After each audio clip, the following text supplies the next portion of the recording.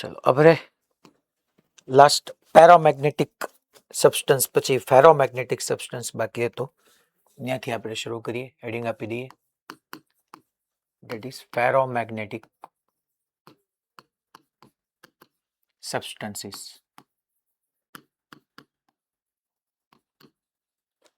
Ferromagnetic substances. હવે ferromagnetic સબસ્ટન્સમાં આપણે પહેલા કાલે મેં તમને કીધું હતું કે એનું બિહેવિયર પેરામેગ્નેટિક સબસ્ટન્સ જેવું જ છે, ઓલમોસ્ટ એના જેવું છે. જેમ પેરામેગ્નેટિક સબસ્ટન્સમાં ઈચ એટમ પાસેની મેગ્નેટિક ડાયપોલ મોમેન્ટ હતી, એ તો આખા સબસ્ટન્સની ભેગું કરવા જતા હતા તો એનો વેક્ટર સમ 0 થઈ જતો હતો. સેમ વે ફેરામેગ્નેટિક સબસ્ટન્સ પાસે ઈચ એટમ પાસેની ઇન્ડિવિજ્યુઅલ મેગ્નેટિક ડાયપોલ મોમેન્ટ છે. પહેલાનું એક્ઝામ્પલ આપણે લખી નાખીએ તો કે એના એક્ઝામ્પલ કયા કયા આવશે. પહેલા લોકોની, ધેટ મીન્સ લોખંડ, that means iron, cobalt and nickel. લોકોની આ બધા આયરન, કોબાલ્ટ અને નિકલ એ ફેરોમેગ્નેટિક સબસ્ટન્સના એક્ઝામ્પલ થયા. Than second point, each atom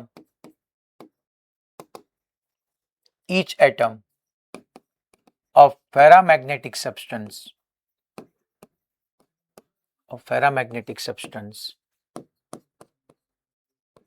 have magnetic dipole moment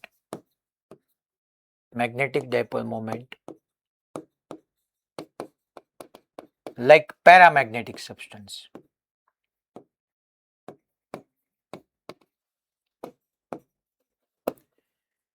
Each atom of ferromagnetic substance have magnetic dipole moment like paramagnetic substance. હવે હું તમને અહીંયા એક જે ફેરામેગ્નેટિઝમમાં અલગ પડવાનું છે ઈ કેસ કહું.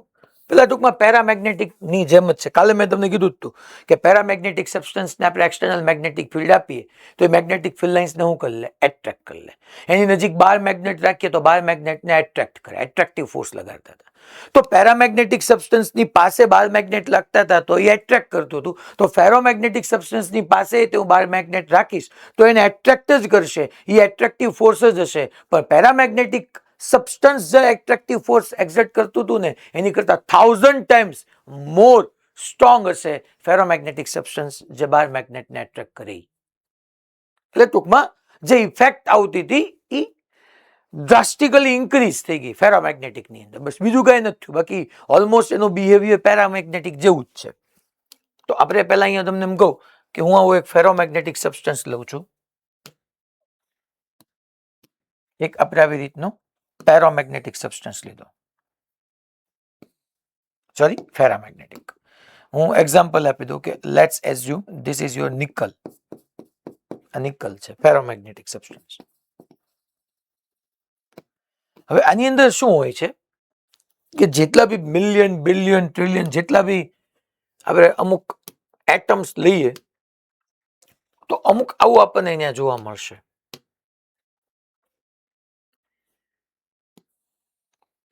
હું એમ કહું છું કે એમાં અમુક સ્પેસ, અમુક રિજિયન એવા હશે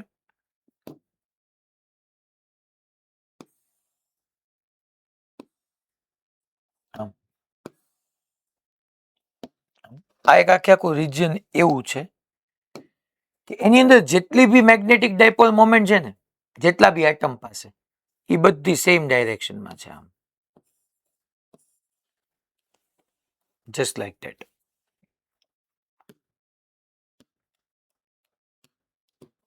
જેટલા બી છે એ બધા પાસે મેગ્નેટિક ડાયપોલ મોમેન્ટ આમ આમ આમ આમ.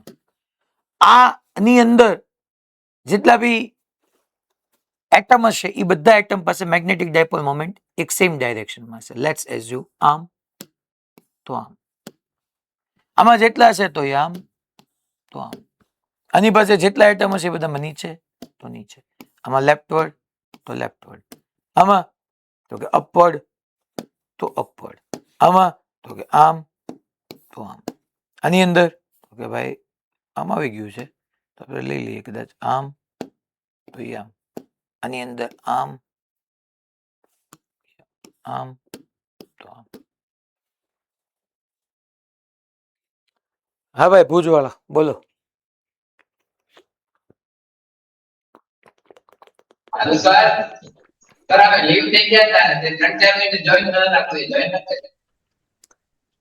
એટલે અત્યારે શરૂ જ કર્યું છે બેટા. એના એક્ઝામ્પલ કીધા ફેરોમેગ્નેટિક સબસ્ટન્સીસના, એક આયરન, કોબાલ્ટ, નિકલ, અને બીજું કે પેરામેગ્નેટિક સબસ્ટન્સની જેમ ફેરોમેગ્નેટિક સબસ્ટન્સ બી એના ઈચ એન્ડ એવરી એટમ પાસે મેગ્નેટિક ડાયપોલ મોમેન્ટ હોય જ છે. Right, substance have magnetic dipole moment like paramagnetic substance. પણ આમાં મેં આખું એક નિકલ ડ્રો કર્યો છે ફેરામેગ્નેટિક સબસ્ટન્સ. તો આમાં આપણે અત્યારે પેરા કરતા ડિફરન્ટ શું ભણ્યા? પેરા કરતા ડિફરન્ટ એવું ભણ્યા કે આ નજીકના જેટલા બી, આ નજીકની અંદર જેટલા બી એટમ હશે, નિયર બાય એટમ, એ નિયર બાય એટમ બધા પાસે મેગ્નેટિક ડાયપોલ મોમેન્ટ સેમ ડાયરેક્શનમાં છે. પછી નાની એવી સ્પેસ આવી જેને આપણે ડોમેઇન કહેવાના છીએ. આને આપણે શું કહેશું? હવે આપણે નામ આપતા જઈએ. આને આપણે ડોમેઇન કહેવાના છીએ, ડોમેઇન. હવે હું તમને સમજાવું કે આવું થાય છે કઈ રીતના. પહેલા આખી આપણે એક ક્વોન્ટમ ફિનોમિના છે. પેલા ક્વોન્ટમ ફિનોમિના શું કહે છે એ તમે જુઓ. ક્વોન્ટમ ફિનોમિના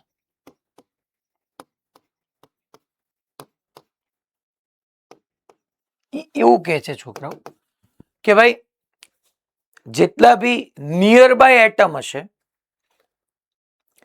એ બધા એવી રીતના ઇન્ટરેક્ટ કરશે. All near by atom, all near by atom will interact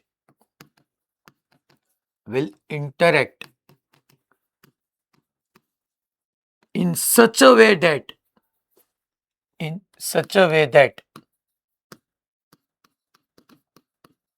dipole moment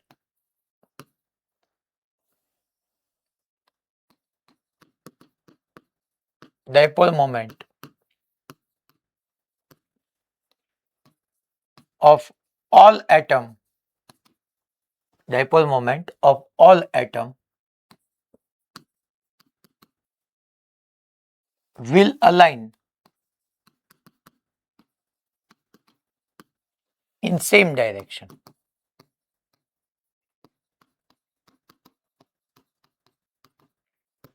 અને આપણે એક્સચેન્જ કપલિંગ કહીએ છીએ.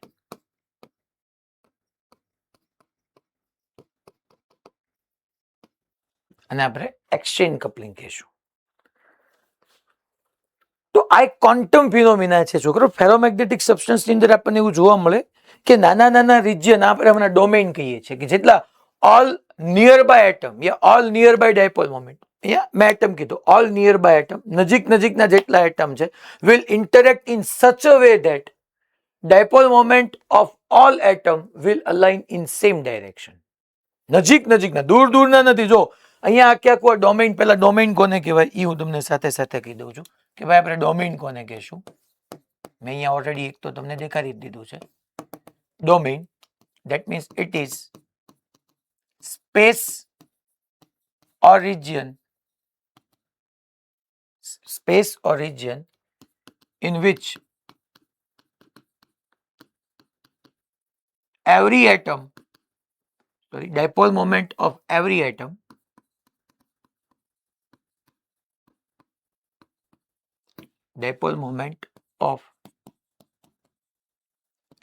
atom will align in same direction.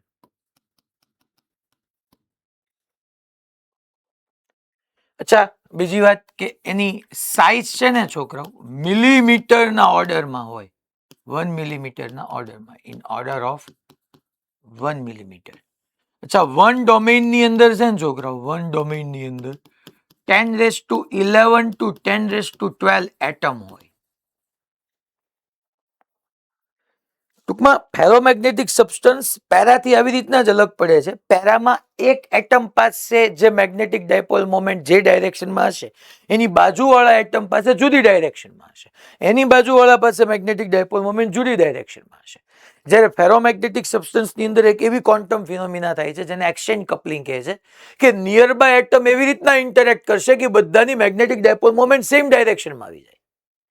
અને આખો એક એવો રિજિયન નાનો એવો કેટલાનો તો કે મિલીમીટરની ઓર્ડરમાં. એટલે માની લો હું એક નિકલનો મેં પીસ લીધો હોય તો નિકલમાં હું જોવા જાઉં તો 1 mm by 1 mm by 1 mm, length 1 mm, width 1 mm અને થિકનેસ કે હાઇટ 1 mm, એવો 1 mm એટલે કે 1 મિલીમીટર ક્યુબનો રિજિયન લઉં તો એની અંદર જેટલી બી મેં એટમ હશે એ બધા એટમની મેગ્નેટિક ડાયપોલ મોમેન્ટ સેમ ડાયરેક્શનમાં જશે. એ રિજિયનને મેં ડોમેઇન નામ આપ્યું. એની અંદર ટોટલ 10⁻11 to 10⁻12 એટમ હોય. બોલો ડોમેઇન એટલે શું? એ ક્લિયર થયું?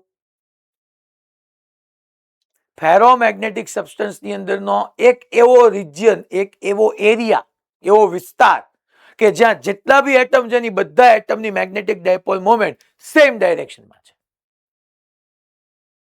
તો અહીંયા હું આ એક વાત ઓલરેડી લખી શકું છું કે ભાઈ એટમ પાસે magnetic dipole moment of atom does not equal to 0 છે, but magnetic dipole moment of substance કરવા જશો તો એ અગેન 0 જ આવશે. પેરામેગ્નેટિકમાં એવું હતું, ખાલી ફેર એટલો છે કે પેરામાં દરેક એટમની મેગ્નેટિક ડાયપોલ મોમેન્ટ અલગ અલગ ડાયરેક્શનમાં હતી. ફેરોની અંદર એક એક્સચેન્જ કપલિંગની ફિનોમિનાથી એક એવો ડોમેઇન, મને એક એવો એરિયા મળે છે, એવો રિજિયન મળે છે, એવી સ્પેસ મળે છે કે એની અંદર જેટલા એટમ હશે એની બધા એટમની મેગ્નેટિક ડાયપોલ મોમેન્ટ જુદી હશે. એની બાજુના ડોમેઇનમાં બધા જેટલા એટમ હશે એ બધાની મેગ્નેટિક ડાયપોલ મોમેન્ટ એમ જુદી હશે. એની બાજુમાં જેટલા હશે એની બાજુ એમ જુદી હશે. એની બાજુમાં જેટલા હશે એની બાજુ એમ જુદી હશે. હવે અહીંયા એક ટોપિક મારે તમને સમજાવવાનું રહ્યું, that is called domain growth.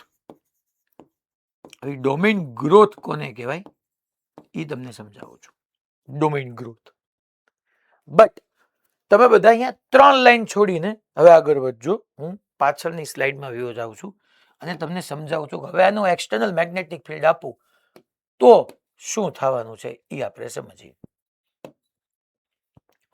માની લો આ તમારું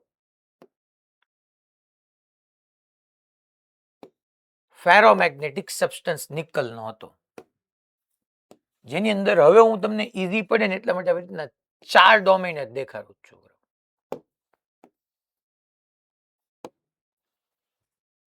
અને હું એમ કહી દઉં છું કે આની અંદર મેગ્નેટિક ડાયપોલ મોમેન્ટ બધાની આમ હતી,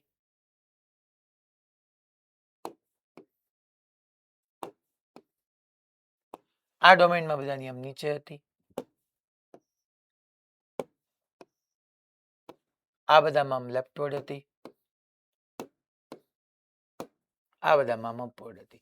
પણ એનો મિનિંગ એવો ન સમજી લેવાનો કે આવી 4 જ હતી, એ ધ્યાન રાખો. હવે ઘણા બધા ડોમેઇન હોય, મેં તો હવે તમને સરળતા ખાતર આવું રાખ્યું. અને હવે અચ્છા આની નેટ મેગ્નેટિક ડાયપોલ મોમેન્ટ કેટલી થઈ જતી હોય? 0. હવે હું આને એક્સટર્નલ મેગ્નેટિક ફિલ્ડ આપી દઉં છું આ ડાયરેક્શનમાં. મેં અહીંયા એક્સટર્નલ મેગ્નેટિક ફિલ્ડ આપી દીધું.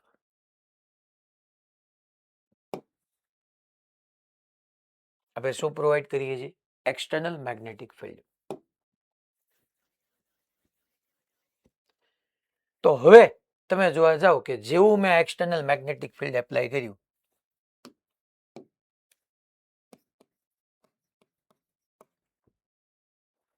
તો આ એક્સટર્નલ મેગ્નેટિક ફિલ્ડને કારણે તમે જોવા જાઓ છોકરો કે પહેલો ડોમેઇન છે આ first domain, first, second, third, fourth એમ હું કહી દઉં છું. તો જે ડાયપોલ મોમેન્ટ ટૂંકમાં ટ્રાય શું કરશે? આ બધી મેગ્નેટિક ડાયપોલ મોમેન્ટ તમારા એક્સટર્નલ મેગ્નેટિક ફિલ્ડને અલોંગ અલાઇન થવા ટ્રાય કરશે. એ વાત પાકી. તો તમે જોવા જાવ તો આ બધી તો મેગ્નેટિક ડાયપોલ મોમેન્ટ તમારા એક્સટર્નલ મેગ્નેટિક ફિલ્ડને અલોંગ અલાઇન થયેલી જ છે. આ મેગ્નેટિક ડાયપોલ એમ આમ છે, બી આમ છે, એમ ક્રોસ બી, એની ઉપર એન્ટી ક્લોકવાઇઝ ટોર્ક આ ડાયરેક્શનમાં લાગશે, આની ઉપર આમ લાગશે, આની ઉપર આમ લાગશે. આ એમ ક્રોસ બી, આની ઉપર આ ડાયરેક્શનમાં ટોર્ક લાગશે, આમ ટોર્ક લાગશે, આમ ટોર્ક લાગશે. આની ઉપર જોવા જાવ તો એમ ક્રોસ બી, આની ઉપર આમ ટોર્ક લાગશે, આમ ટોર્ક લાગશે, આમ ટોર્ક લાગશે. મેં જેવું એક્સટર્નલ મેગ્નેટિક ફિલ્ડ આપ્યું એટલે હવે હું તમને એવું ન કહી શકું છોકરાઓ કે આની અંદરની બધી મેગ્નેટિક ડાયપોલ મોમેન્ટ આ જ તમારો ફેરોમેગ્નેટિક સબસ્ટન્સ છે. તો હવે શું થશે છોકરાઓ કે આ ડાયપોલ તો બધી ડાયરેક્શનમાં રહેશે, આ બધી ઓલમોસ્ટ એની તરફ ગોઠવાતી જશે, અને હું એમ કહેવા માંગુ છું કે તમારો ડોમેઇનનો ગ્રોથ થશે. કયો ડોમેઇનનો ગ્રોથ થશે? તો આવું કાંઈક થશે એની અંદર. આમ કે ભાઈ તમારું એક્સટર્નલ મેગ્નેટિક ફિલ્ડ આ ડાયરેક્શનમાં છે ને, તો આ ડાયરેક્શનમાં આ ડાયપોલ મોમેન્ટ આમ ગોઠવાઈ જશે, આ ડાયપોલ મોમેન્ટ આમ, આમ. અચ્છા, આ કાંઈ એક્ઝેક્ટલી આમ નહીં રહે, આ વચ્ચેગાળાની સિચ્યુએશનમાં આવી ગઈ છે. અચ્છા, આ બધી આમ સિચ્યુએશનમાં આવી ગઈ છે. અચ્છા, આ બધી ઓલમોસ્ટ આમ ગોઠવાઈ ગઈ છે. થોડોક એક્સટર્નલ મેગ્નેટિક ફિલ્ડ આપો ને એટલે બધી ટૂંકમાં તમારો ઈ ડોમેઇન કે જે ડોમેઇનની અંદરની મેગ્નેટિક ડાયપોલ મોમેન્ટ પહેલેથી એક્સટર્નલ મેગ્નેટિક ફિલ્ડની ડાયરેક્શનમાં હતી એનો ગ્રોથ થશે. કારણ કે આ બીજા ડોમેઇનમાંથી, ત્રીજા, ચોથામાંથી, આ બધામાંથી મેગ્નેટિક ડાયપોલ મોમેન્ટ તમારા એક્સટર્નલ મેગ્નેટિક ડાયરેક્શનમાં, એક્સટર્નલ મેગ્નેટિક ફિલ્ડની ડાયરેક્શનમાં એરેન થતી જશે. એટલે કે તમારા એક્સટર્નલ મેગ્નેટિક ફિલ્ડમાં મેગ્નેટિક ડાયપોલ મોમેન્ટ ગોઠવાયેલી હોય એવું રિજિયન ઇન્ક્રીઝ થતું જશે, તો આ ડોમેઇનનો ગ્રોથ થતો જશે અને બીજા ડોમેઇનની સાઇઝ ડિક્રીઝ થતી જશે. કારણ કે અલ્ટિમેટલી બધા પાસે મેગ્નેટિક ડાયપોલ મોમેન્ટ તો છે જ. તમે એક્સટર્નલ મેગ્નેટિક ફિલ્ડ આપો તો અહીંયા એ બધી મેગ્નેટિક ડાયપોલ મોમેન્ટ તમારા એક્સટર્નલ મેગ્નેટિક ફિલ્ડને અલોંગ અલાઇન થવી જોઈએ. હા, ધીમે ધીમે વધારતા જશું એમ ધીમે ધીમે બધી તમારી મેગ્નેટિક ડાયપોલ મોમેન્ટ એને અલોંગ અલાઇન થતી પણ જશે. અહીંથી આવી રીતનું આમ કન્વર્ઝન થયું. તો તમે જોવા જાવ અહીંયા છોકરાઓ કે તમારી મેગ્નેટિક ડાયપોલ મોમેન્ટ ફાઇનલી કઈ ડાયરેક્શનમાં? તો કે આ ડાયરેક્શનમાં ગઈ. Yes sir, finally magnetic dipole moment આ ડાયરેક્શનમાં ગઈ. એટલે તમારી મેગ્નેટિક ડાયપોલ મોમેન્ટ અને તમારું એક્સટર્નલ મેગ્નેટિક ફિલ્ડ બે એકબીજાને પેરેલલ આવ્યું. આ રિજિયન સૌથી વધારે વધી ગયો એટલે નેટ એમ જશે ને છોકરાઓ, કહેવાનો મિનિંગ એમ થયો. તો એમ અને બી એક્સટર્નલ બે ડાયરેક્શનમાં થશે. જે ડાયરેક્શનમાં મેગ્નેટિક ડાયપોલ મોમેન્ટ હોય એ જ ડાયરેક્શનમાં તમારી ઇન્ટેન્સિટી ઓફ મેગ્નેટાઇઝેશન હોય. અચ્છા, ઇન્ટેન્સિટી ઓફ મેગ્નેટાઇઝેશન અને ઇન્ડ્યુસ મેગ્નેટિક ફિલ્ડ બે સેમ હોય. તો અહીંયા બી ઇન્ડ્યુસ જે છે છોકરાઓ it is parallel to intensity of magnetization. અચ્છા, અહીંયા તમે જોવા જાવ તો બી એક્સટર્નલ ને બી ઇન્ડ્યુસ બે સેમ ડાયરેક્શનમાં આવ્યું. હે સાહેબ, ઈ કેમ ખબર પડે યાર? B external and B induce in same direction. Sir ઈ કેમ ખબર પડી? અરે મારા ભૈલા, આ તારી ડાયપોલ ડ્રો કર તો આ એસ, આ એન, આવું ન થાય યાર. આ એસ, આ એસ, આ એન, આવું ન થાય દોસ્ત. આ એસ, આ એન, આ એસ, આ એન, આ સર બાકી બધી ડાયપોલ તો છે પણ ભાઈ તું એક્સટર્નલ વધારતો જઈશ તો ધીમે ધીમે બધી તારા external magnetic field long align નહીં થતી જાય. બાકી બધા છે એના કમ્પોનન્ટ આવતા હશે. આ તો બધી નેટ ઈ ડાયરેક્શનમાં મળી ને, તો ધેટ મીન્સ તારી નેટ મેગ્નેટિક ડાયપોલ મોમેન્ટ ઈ ડાયરેક્શનમાં ગઈ. ધેટ મીન્સ કે ઇન્ડ્યુસ મેગ્નેટિક ફિલ્ડ આ સાઉથ નોર્થ આ ડાયરેક્શનમાં તારું ઇન્ડ્યુસ મેગ્નેટિક ફિલ્ડ આવી ગયું. તો બે એકબીજાને પેરેલલ થઈ ગયું તો નેટ મેગ્નેટિક ફિલ્ડ વધી ગયું. B net is equal to B induce plus B external કહું તો અહીંયા મારે એમ લખવાનું આવશે that B net is very very greater than B external હશે. કારણ કે એક ડોમેઇન ની અંદર 10 થી 11 12 એટમ હોય, એક ડોમેઇન ની અંદર 10⁻11 to 10⁻12 ડાયપોલ મોમેન્ટ હોય, એ બધું ઈ ડાયરેક્શનમાં અરેન્જ થાય. તો અહીંયા B net is very very greater than B external હોય. એટલું જ નહીં, અહીંયા છોકરાઓ તમારી ઇન્ટેન્સિટી ઓફ મેગ્નેટાઇઝેશન બહુ વધારે હોય. વાય? બીકોઝ ઓફ કે તમારી મેગ્નેટિક ડાયપોલ મોમેન્ટ બહુ સારી ડાયરેક્શનમાં પ્રોડ્યુસ થઈ ગઈ હોય, વેરી વેરી હાઈ હોય. Intensity of magnetization very very high હોય. એમ થઈ ગયો વેરી વેરી હાઈ. કારણ કે કેટલી બધી ડાયપોલ એવી આવશે મેગ્નેટિક ડાયપોલ કે તમારા external magnetic field along align થશે. ઓલામાં તો બધી જુદી જુદી ડાયરેક્શનમાં હતી છોકરો, બધાને અલોંગ અલાઇન કરવી હતી તો એ તકલીફ પડે. અહીંયા તો ઓલમોસ્ટ નાના નાના સ્પેસ ડોમેનની અંદર તો બધી એકબીજાને અલોંગ અલાઇન થઈ જ ગઈ. માની લો આખા ડોમેનમાંથી એક ડાયપોલ મોમેન્ટ તમારે એક્સટર્નલ મેગ્નેટિક ફિલ્ડને અલોંગ અલાઇન થઈ ગયો તો એક આવા બધી અલાઇન થઈ જવાની. તો very very high. Intensity of magnetization આવશે. અને યાદ કરો ઓલી formula chi is equal to I by H. તો અહીંયા છોકરાઓ આઈ વધી ગયું હોય તો ઝાઈ બી વેરી વેરી મોર હોય, અને ઝાઈ વધી ગઈ હોય તો મ્યુ આર પણ બહુ વધી જાય. એનું મ્યુ આર તમે સમજો ઇન ધ ઓર્ડર ઓફ 1000 હશે મ્યુ આર. કાલે ભણ્યા હતા એલ્યુમિનિયમ માટે ઝાઈ 2.1 into 10⁻⁻5 આવતું હતું, પણ ઝાઈ ખૂબ વધારે આવશે. તો આગળ જો ડોમેન ગ્રોથ મેં તમને છોડાયું હતું ન્યા એવું લખવાનું છે આપણે.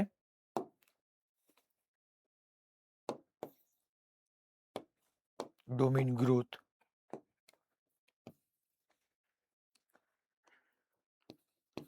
size of that domain will increase in which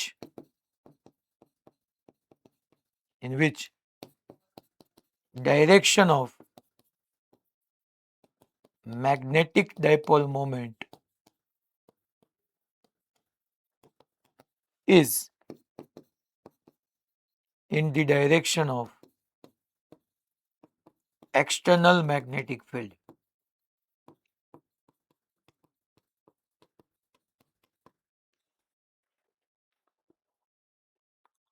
અને રિમેઇનિંગ જે ડોમેન હશે એની સાઇઝ ડિક્રીઝ થશે. સાઇઝ ઓફ રિમેઇનિંગ ડોમેન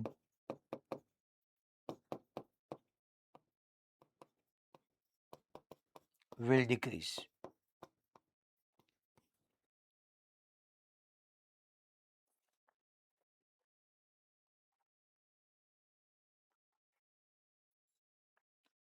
ટૂંકમાં છોકરાઓ પેરામેગ્નેટિક સબસ્ટન્સ જ થઈ ગયું. ખાલી વધારામાં શું કામ આવ્યું? કારણ કે બધી ડાયપોલની ડાયપોલ મોમેન્ટ જુદી જુદી હતી. આમાં સ્પેસિફિક રિજિયનમાં તો બધા એટમની ડાયપોલ મોમેન્ટ સેમ જ હતી. ને બી ઇન્ડ્યુસ આવતું હતું એ લેસ આવતું હતું, કારણ કે બધી ડાયપોલ એક્સટર્નલ મેગ્નેટિક ફિલ્ડને અલોંગ અલાઇન થાય, ટફ ટાસ્ક હતી. આની અંદર તો શું થવાની, ડોમેનની એક ડાયપોલ મોમેન્ટ થઈ ગઈ, બાકી બધી ઓટોમેટિકલી આવી જ જવાની છે.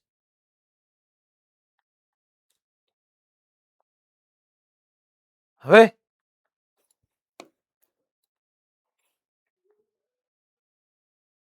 આપણે આ આખું તમે નોટ ડાઉન કરી જ લીધું હતું. હું તમને આમાં એમ કહેવા માંગુ છું ટૂંકમાં કે અહીંયા આપણે આવી રીતનો એક ફેરોમેગ્નેટિક થઈ ગયો. માની લો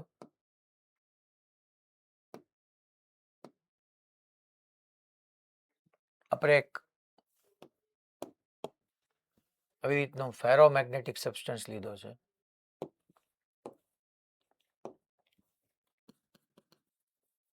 ferromagnetic substance, let's example nickel. બહારથી આવી ફિલ્ડ લાઇન્સ આવી,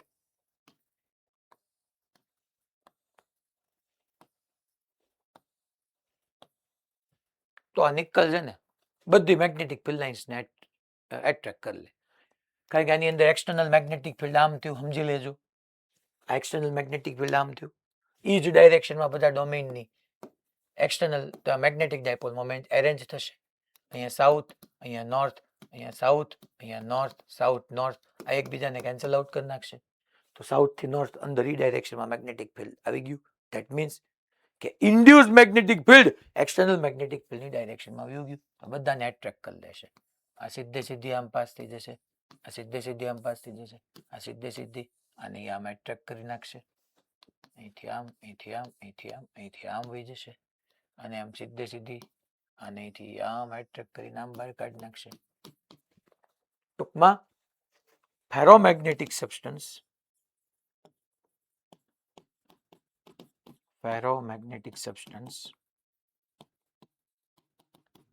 will attract magnetic lines of forces. Magnetic lines of forces. That means ચુંબકીય ક્ષેત્ર રેખાઓ અથવા ચુંબકીય બળ રેખાઓ કહેવાય ગુજરાતી મીડિયમ માટે. માની લો બીજો આ એક કેસ, ચાલો અહીંયા જો કહી દઉં કે અગેન તમે આવી રીતનો એક ફેરોમેગ્નેટિક સબસ્ટન્સ રાખ્યો છે, નિકલ જ રાખ્યો છે, અહીંયા તમે એક બાર મેગ્નેટ મૂકી દીધું છે, આ north pole, south pole, magnetic field lines આમ આવી,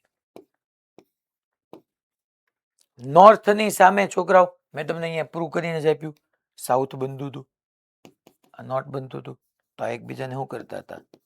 એટ્રેક્ટ. બટ પેરામેગ્નેટિક સબસ્ટન્સ જે મેગ્નેટિક ફોર્સ એટ્રેક્ટ કરતું હતું એની કરતા આ 1000 ટાઈમ્સ મોર હશે, આ સ્ટ્રોંગ હશે, કહેવાનો મિનિંગ એમ છે. So ferromagnetic substance,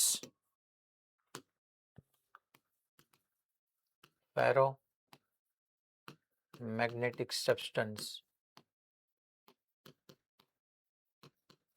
will attract bar magnet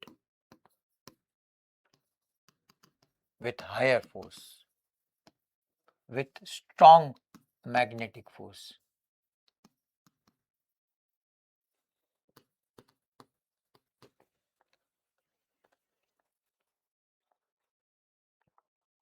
હવે આપણે એમાં બે અલગ અલગ ટાઈપ ભણીએ, એક હાર્ડ ફેરોમેગ્નેટિક સબસ્ટન્સ લઈએ અને એક સોફ્ટ ફેરોમેગ્નેટિક સબસ્ટન્સ લઈએ.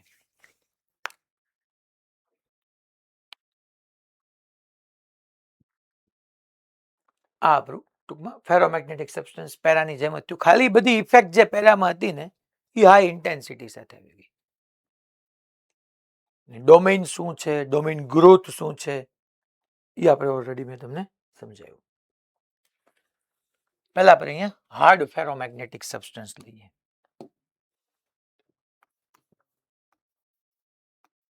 હાર્ડ ફેરોમેગ્નેટિક સબસ્ટન્સ,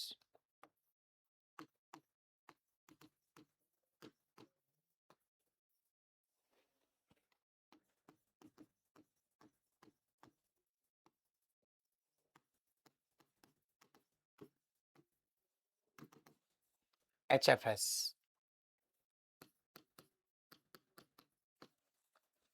અને પછી આપણે સમજવાના છે અહીંયા સોફ્ટ ફેરોમેગ્નેટિક સબસ્ટન્સ.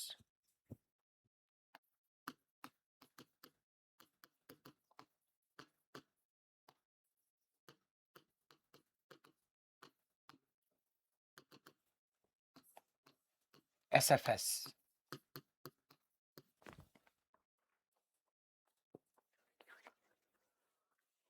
આના એક્ઝામ્પલ જે છે that is alloys. શેમાંથી એલોયસ બનાવવાની છે? એલનિકો, એલ્યુમિનિયમ, નિકલ, કોબાલ્ટ અને કોપર. સર એલ્યુમિનિયમ તો પેરામાંથી લીધું હતું, મેં કીધું આ એલોયસ છે, મિશ્ર ધાતુ આપણે બનાવવાની છે હાર્ડ ફેરોમેગ્નેટિક સબસ્ટન્સ માટે. આમાં તમને એક લાઈનની અંદર સમજાવી દઉં ને તો પહેલા હું હાર્ડ ફેરોમેગ્નેટિક સબસ્ટન્સ એલોયસ માંથી બનાવવાના, એનો એક્સટર્નલ મેગ્નેટિક ફિલ્ડ આપીશ, એટલે એક્સટર્નલ મેગ્નેટિક ફિલ્ડ આપું તો એની અંદર ડોમેઇનમાં જે ડોમેઇનમાં મેગ્નેટિક ડાયપોલ મોમેન્ટ તમારા એક્સટર્નલ મેગ્નેટિક ફિલ્ડની ડાયરેક્શનમાં હોય તો એમને રહે, અને બાકી બધી ડાયપોલ મોમેન્ટ એ ડાયરેક્શનમાં એરેન્જ થવા ટ્રાય કરે. હું એક્સટર્નલ મેગ્નેટિક ફિલ્ડ રિમૂવ કરી નાખું ને તો એની actual shape, size, geometry, actual dipole મોમેન્ટની પ્લેસમેન્ટ પાછી ન આવે. કાંઈક ને કાંઈક એની અંદર મેગ્નેટિક ડાયપોલ મોમેન્ટ જે પહેલા હતી એની કરતા અલગ સિચ્યુએશનમાં જોવા મળે, એને હાર્ડ ફેરોમેગ્નેટિક સબસ્ટન્સ કહેવાય. Just like inelastic material. હવે એવું ભણ્યા હતા તમે, ઇલાસ્ટિક, પાર્શિયલ ઇલાસ્ટિક ને ઇનઇલાસ્ટિકમાં ભણ્યા હતા. હું તમને સમજાવું એક સિમ્પલ એક્ઝામ્પલથી. માની લો અત્યારે ચોમાસું ચાલી રહ્યું છે તો વાવાઝોડું આવે તો આપણા ઘરની આજુબાજુ આપણે જોયું હોય, જોરથી પવન આવે એટલે ઓલું ઝાડવું હોય ને પવન આવે ને એટલે ઝાડવાની ડાળી આમ થાય, પછી ચીટી થઈ જાય, પાછો પવન આવે એટલે આમ થાય, પછી ચીટી થઈ જાય. પણ માની લો એ પવન આવ્યો હોય અને થોડીક બેન્ડ થાય, પવન વિયા ગયા પછી એની પાછી એકચ્યુઅલ સ્ટેટમાં પાછી ન આવી જાય તો એને શું કહી શકીએ? એવા સબસ્ટન્સને આપણે હાર્ડ ફેરોમેગ્નેટિક સબસ્ટન્સ કહેવાના છે. કે એક વખત મેં એક્સટર્નલ મેગ્નેટિક ફિલ્ડ આપ્યું તો ડાયપોલ અલગ રીતે અલાઇન થઈ એક્સટર્નલ મેગ્નેટિક ફિલ્ડને અલાઇન થઈ ગોઠવાણી. મેં એક્સટર્નલ મેગ્નેટિક ફિલ્ડ દૂર કરી નાખી તો ડાયપોલ પહેલાની જેમ હતી એમ થઈ જવી જોઈએ ને, એમ નહીં થાય. એની મેગ્નેટિક ડાયપોલ મોમેન્ટ એકચ્યુઅલ એની સ્ટેટની અંદર, ઇનિશિયલ સ્ટેટની અંદર પાછળ નહીં આવી જાય. એને આપણે હાર્ડ ફેરોમેગ્નેટિક સબસ્ટન્સ કહીએ. જેમ ઇનઇલાસ્ટિક મેં બોડીની વાત કરી, જેમ તમે ભણ્યા છો કે ઇનઇલાસ્ટિક બોડીના શેપ સાઇઝ જીઓમેટ્રી ચેન્જ કરીએ પછી આપણે એક્સટર્નલ ફોર્સને કે ડિફોર્મિંગ ફોર્સને રિમૂવ કરીએ તો એનો again actual shape size geometry regain ન કરે. એને આપણે ઇનઇલાસ્ટિક બોડી કહીએ. તો એ તમારું હાર્ડ ફેરોમેગ્નેટિક સબસ્ટન્સમાં આવે. તો હું અહીંયા આમ કીધું છું, માની લો આ હાર્ડ ફેરોમેગ્નેટિક સબસ્ટન્સ છે.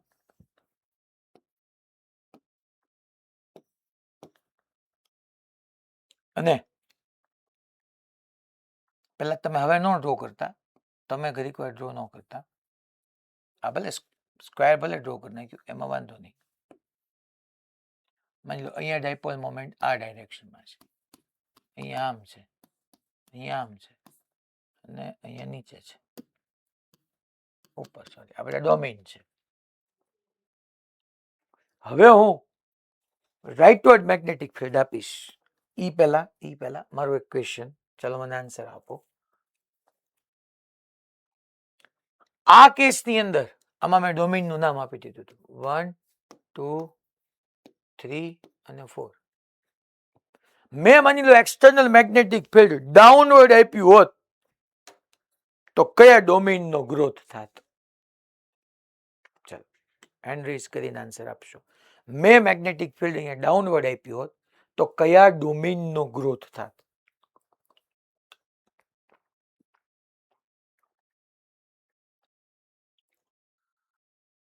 બૂમ બૂમ બૂમ બૂમ બૂમ. મોડાસા તો ખોવાયેલું જ છે.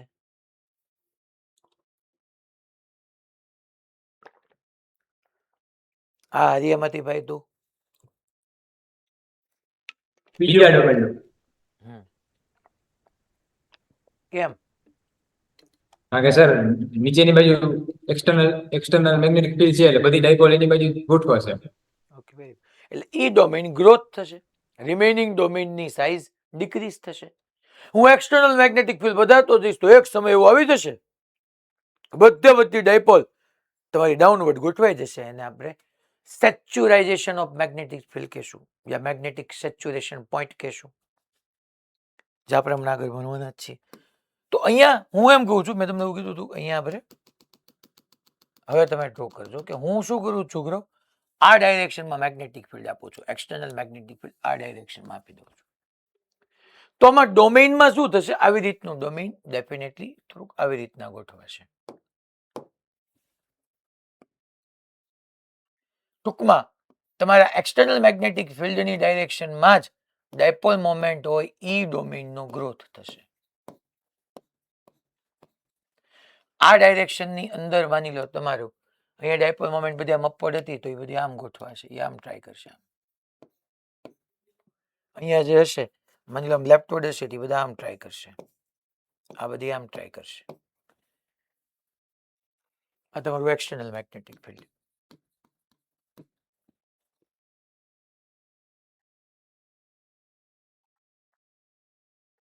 હવે માની લો હું એક્સટર્નલ મેગ્નેટિક ફિલ્ડને રિમૂવ કરી નાખીશ ને, એક્સટર્નલ મેગ્નેટિક ફિલ્ડને રિમૂવ કરીશ તો શું થશે જોજો.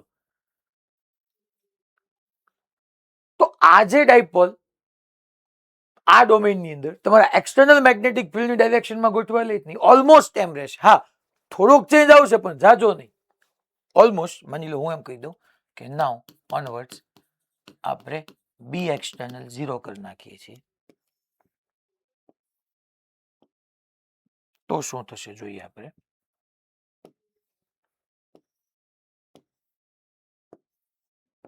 બી એક્સટર્નલ 0 કરી નાખીએ તો આ ડાયપોલ જોવો તો છોકરા, આ ડાયપોલ અહીંયા ધ્યાન આપો, અહીંયા ધ્યાન આપો. આ ડોમેઇનમાં ડાયપોલ મોમેન્ટ અપવર્ડ હતી પહેલા ઇનિશિયલી માની લો. મેં એક્સટર્નલ મેગ્નેટિક ફિલ્ડ આપ્યું એટલે એમ ક્રોસ બી એની ઉપર ક્લોકવાઇઝ ટોર્ક રાખ્યો એટલે આમ થઈ ગઈ. હવે હું ઈ પાછું લઈ લઉં તો થોડીક પાછી જશે, કહેવાનો મીનિંગ એમ થશે કે તો આમ થશે.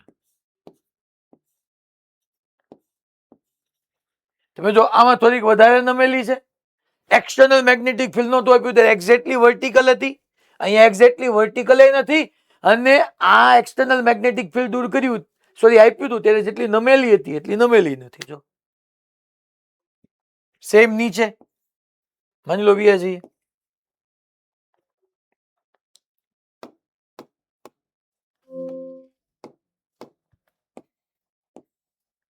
માની લો નીચે આપણે આવી જઈએ, આમાં ખરેખર મેગ્નેટિક ડાયપોલ મોમેન્ટ આમ હતી, તો એક્સટર્નલ મેગ્નેટિક ફિલ્ડ આમ હતું, એમ ક્રોસ બી એટલે ટોર્ક લાગ્યું એટલે આમ થઈ, કારણ કે ટોર્ક લાગ્યું હતું. હવે હું પાછું એમ કીધું ઓલમોસ્ટ જરાક એવું આમ, પણ હા ખરેખર એક્સટર્નલ મેગ્નેટિક ફિલ્ડ દૂર કરી નાખું તો આ આમ થઈ જવી જોતી હતી, આ આમ થઈ જવી જોતી હતી, થઈ નહીં.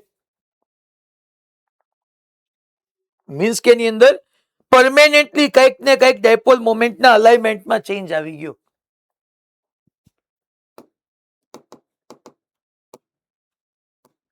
આમાં ઓલમોસ્ટ બધી ડાયરેક્શનમાં લે, ઓલમોસ્ટ સ્લાઇટલી આમ થોડુંક થયું, બાકી ઓલમોસ્ટ બધી ડાયરેક્શનમાં રહી, ઓલમોસ્ટ. આમાં માની લો ખરેખર નીચે હતી, આમાં યાદ કરો ઇનિશિયલ મેગ્નેટિક ડાયપોલ મોમેન્ટ આમ હતી, એમ આમ, અહીંયા ધ્યાન, એમ આમ, બી આમ, M cross B anti clockwise torque લાગ્યો એટલે આ ડાયપોલ આમ થઈ ગઈ હતી. હવે મેં એક્સટર્નલ દૂર કર્યું તો એ પાછી આમ આવી જવી જોઈએ ને, એમ પાછી આવશે નહીં, એ આમ ઓલમોસ્ટ આમ થશે, આના જેટલી ટિલ્ટ નહીં થાય, એક્ઝેક્ટલી વર્ટિકલ નહીં થાય.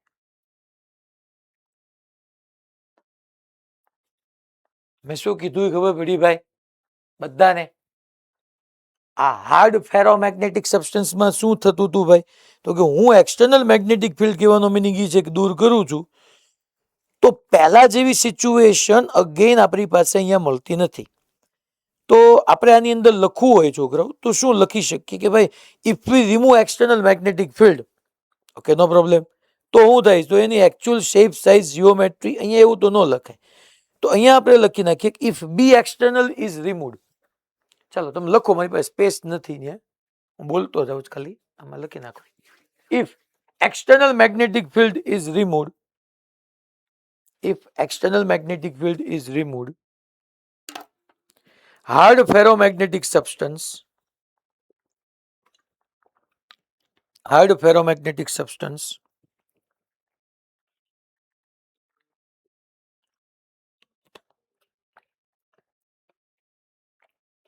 still have magnetic dipole moment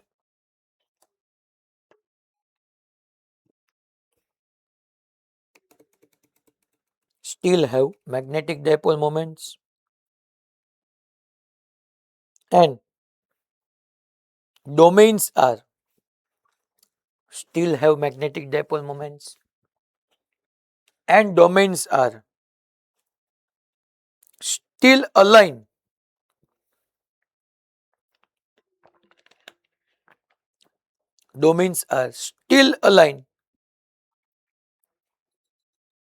still rigidly aligned લખજો, still rigidly aligned along external magnetic field,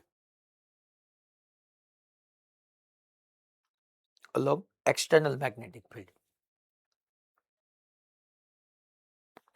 એક લાઈન મેં જે તમે લખાવી ને કે still have magnetic dipole moment, માની લો આને મેં એક્સટર્નલ મેગ્નેટિક ફિલ્ડ નહોતું આપ્યું, ઈ પહેલા એની મેગ્નેટિક ડાયપોલ મોમેન્ટ કેટલી હતી, તો કે 0 હતી. મેં એક્સટર્નલ મેગ્નેટિક ફિલ્ડ નહોતું આપ્યું, ઈ પહેલા એની મેગ્નેટિક ડાયપોલ મોમેન્ટ 0 હતી, કારણ કે કોકની ઈ તો આ કેસ થઈ ગયો કે એક્સટર્નલ મેગ્નેટિક ફિલ્ડ ન આપ્યું હોય ત્યારે આપણે જોયું હતું ભાઈ કે અહીંયા એની મેગ્નેટિક ડાયપોલ મોમેન્ટ જો 0 છે બધાની. મેં એક્સટર્નલ મેગ્નેટિક ફિલ્ડ આપ્યું અને પછી એને દૂર કરી નાખ્યું તોય હજી એની પાસે મેગ્નેટિક ડાયપોલ મોમેન્ટ રહી, સ્ટીલ જે ડોમેન છે રિજિડલી એક્સટર્નલ મેગ્નેટિક ફિલ્ડ ને અલોંગ અલાઇન રહી, નો ઓનલી. બાકી તો ખરેખર મેં કીધું એમ કે રિમૂવ કરી નાખવું તો અપવર્ડ થઈ જવી જોતી હતી, નો થઈ. તો આ સબસ્ટન્સીસ ને છોકરાઓ હાર્ડ ફેરોમેગ્નેટિક સબસ્ટન્સ કહેવાય, અને એનો use this hard ferromagnetic substance is behaving like a bar magnet. આ પોતે બાર મેગ્નેટ તરીકે બિહેવ કરી નાખ્યો. એને ટૂંકમાં છોકરાઓ અહીંયા એમ કીધું કે આ સાઉથ, આ નોર્થ, આ સાઉથ, આ નોર્થ આવું બની ગયું. ઓલમોસ્ટ આ સાઉથ પોલ બની જશે, આ નોર્થ પોલ બની જશે. બાર મેગ્નેટની જેમ બિહેવ કરવા માંડશે. મેં એક્સટર્નલ મેગ્નેટિક ફિલ્ડ આપીને લઈ લીધું પાછું. તો ડાયપોલ પહેલાની જેમ ગોઠવાઈ જવી જોઈએ. પહેલા હું હતું નેટ મેગ્નેટિક ડાયપોલ મોમેન્ટ 0 થઈ જવી જોઈએ. ન થઈ. ધેન સોફ્ટ ફેરોમેગ્નેટિક સબસ્ટન્સ, એનો એક્ઝામ્પલ લઈએ. એમાં છે ભાઈ સોફ્ટ આયરન. સોફ્ટ આયરન નરમ લોખંડ. માની લો અત્યારે ઇનિશિયલી છોકરાઓ આવું કંઈક છે. અહીંયા બધી ડાયપોલ આવી રીતના ગોઠવાયેલી છે, અહીંયા બધી આમ ગોઠવાયેલી છે, અહીંયા બધી આમ ગોઠવાયેલી છે, અહીંયા બધી આમ ગોઠવાયેલી છે. અહીંયા હું એમ કહું છું એક્સટર્નલ મેગ્નેટિક ફિલ્ડ 0 છે. ટૂંકમાં એક્સટર્નલ મેગ્નેટિક ફિલ્ડમાં આપ્યું નથી અને આપણે આમ બી લખી શકીએ નો એક્સટર્નલ મેગ્નેટિક ફિલ્ડ. હવે હું એને જ એક્સટર્નલ મેગ્નેટિક ફિલ્ડ આપું છું આ ડાયરેક્શનમાં. હા, તમારો ફેરોમેગ્નેટિક સબસ્ટન્સ હતો. આ બી ફેરોમેગ્નેટિક સબસ્ટન્સ ઈ જ છે ટૂંકમાં સબસ્ટન્સ. એમાં રીતે સોફ્ટ ફેરોમેગ્નેટિક સબસ્ટન્સ, જેમ કે સોફ્ટ આયરન નરમ લોખંડ. તો શું થશે કે એક્સટર્નલ મેગ્નેટિક ફિલ્ડની ડાયરેક્શનમાં જે ડોમેનની મેગ્નેટિક ડાયપોલ મોમેન્ટ છે એનો ગ્રોથ થશે. હારવાર ઘણી બધી એને અલોંગ અલાઇન થશે. તો આવું કંઈક આપણને જોવા મળશે.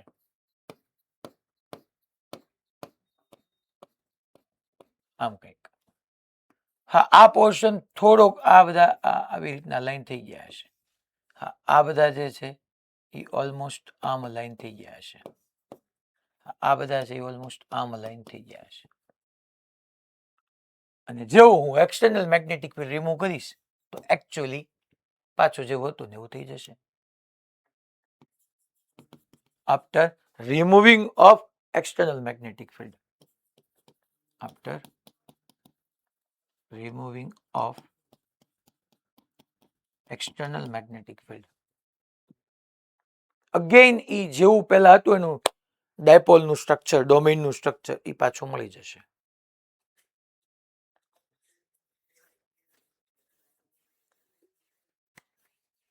તો આ સોફ્ટ ફેરોમેગ્નેટિક સબસ્ટન્સમાં આવ્યું.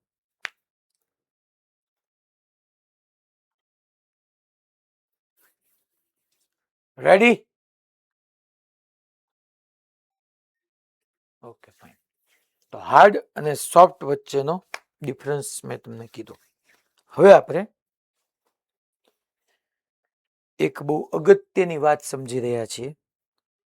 હિસ્ટેરિસિસ કોને કહેવાય છોકરાઓ? ઈ આખે આખું આપણે સમજવાનું છે કે ભાઈ હિસ્ટેરિસિસ કોને કહેવાય.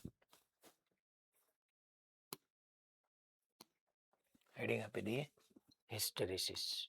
ઓલામાં કઈ લખવાની જરૂર નથી કારણ કે મેં તમને એરોથી જ સમજાવી દીધું. After removing external magnetic field again જેવું હતું એવું પાછું થઈ ગયું. અહીંયા એવું ન થઈ ગયું. એમાં તો આપણે મેગ્નેટિક ફિલ્ડ રિમૂવ કર્યું એટલે એ બાર મેગ્નેટની જેમ બિહેવ કરવા માંડ્યું. કયો સબસ્ટન્સ? Hard ferromagnetic substance. અહીંયા આપણે લખી નાખીએ હવે હિસ્ટેરિસિસ.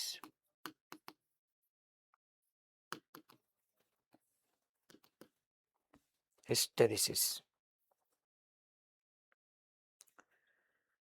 પેલા તો આ હિસ્ટેરિસિસ કહેવાય કોને ઈ આપણે સમજવાનું છે કે હિસ્ટેરિસિસ કહેવાય કોને. It is phenomena. It is a phenomena. It is a phenomenon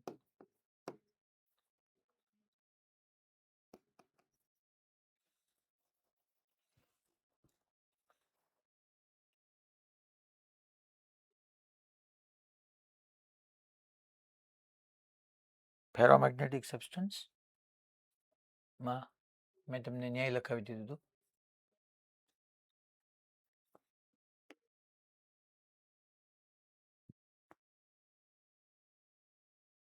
લખ્યું ક્વોન્ટમ ફિનોમિનન સ્પેલિંગ અઘરો લખી નાખ્યું છે મને થયું મેં કીધું.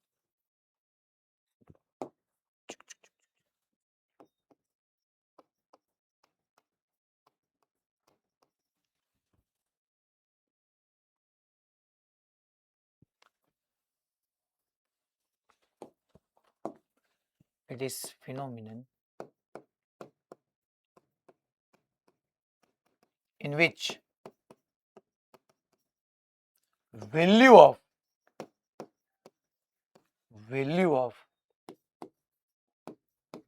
physical quantity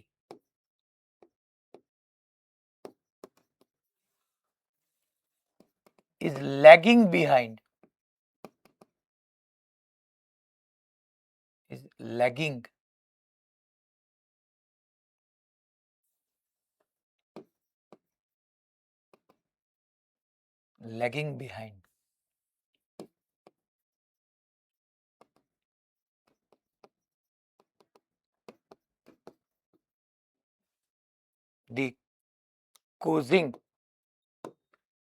the effect of causing it.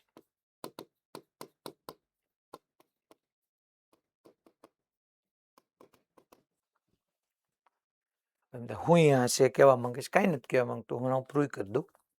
પહેલા તો હિસ્ટેરિસિસ છોકરાઓ આ નામ ક્યાંથી આવ્યું, તો કે એક પ્રક્રિયા છે, it is phenomenon in which કે જેમાં વેલ્યુ ઓફ ફિઝિકલ ક્વોન્ટિટી કોઈ પણ ભૌતિક રાશિનું મૂલ્ય લેગિંગ બિહાઇન્ડ એટલે પાછળ રહે છે, lagging behind the effect of causing it. ટૂંકમાં એ ફિઝિકલ ક્વોન્ટિટી જેને કારણે આવીને એની અસરથી પાછળ રહે છે. વેલ્યુ ઓફ physical quantity કોઈ ભૌતિક રાશિનું મૂલ્ય is lagging behind the effect of causing it. A physical quantity જે કારણને લીધે, જે અસરને લીધે આવી છે ને એની કરતા એ પાછળ રહે છે. લેગિંગ બિહાઇન્ડ એટલે પાછળ રહેવું. લાસ્ટ ટાઈમ કહી દઉં છું, આઈ હોપ તમે સમજી ગયા હશો કે ભૌતિક રાશિ જે અસરને લીધે આવી, એટલે હું તમને એમ કહું કે મેગ્નેટિક ડાયપોલ મોમેન્ટ કોને લીધે આવ્યું? તમારે એક્સટર્નલ મેગ્નેટિક ફિલ્ડને લીધે. બાકી તો કોઈ સબસ્ટન્સની મેગ્નેટિક ડાયપોલ મોમેન્ટ ઝીરો જ થતી હતી. તો એ મેગ્નેટિક ડાયપોલ મોમેન્ટ તમારે એક્સટર્નલ મેગ્નેટિક ફિલ્ડની અસરને લીધે આવ્યું. તો એ મેગ્નેટિક ડાયપોલ મોમેન્ટ જ તમારે એક્સટર્નલ મેગ્નેટિક ફિલ્ડની પાછળ રહી જાય તો એને હિસ્ટેરિસિસ કહેવાય. ટૂંકમાં કોઈ ભૌતિક રાશિ એની અસર, જે અસરને કારણે આવ્યું છે એનું કારણ છે, ઇફેક્ટ ઓફ કોઝિંગ ઇટ, એ આવા પાછળનું કારણ જે છે એની કરતા એ પાછળ રહી જાય તો એને આપણે હિસ્ટેરિસિસ કહીએ છીએ. ચાલો તમે કન્ટિન્યુમાં રાખજો, હું અહીંયા આગળની સ્લાઇડમાં જાઉં છું અને પાછળની આવી છે તે પાછળ હું અહીંયા એક intensity of magnetization versus magnetic ઇન્ટેન્સિટીનો કર્વ તમને સમજાવી રહ્યો છું.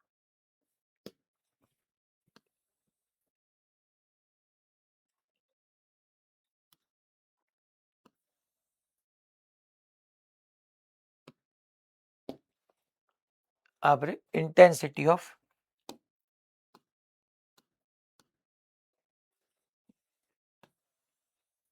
મેગ્નેટાઇઝેશન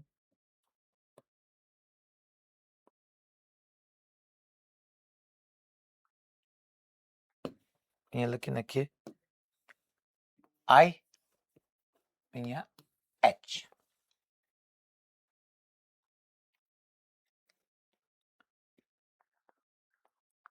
હવે હું તમને એમ કહું છું કે છોકરાઓ માની લો આ તમારો એક અલગ અલગ આપણે કેસ લેતા જઈએ. ઇનિશિયલી આવી રીતનું આપણું ફેરોમેગ્નેટિક સબસ્ટન્સ હતું અને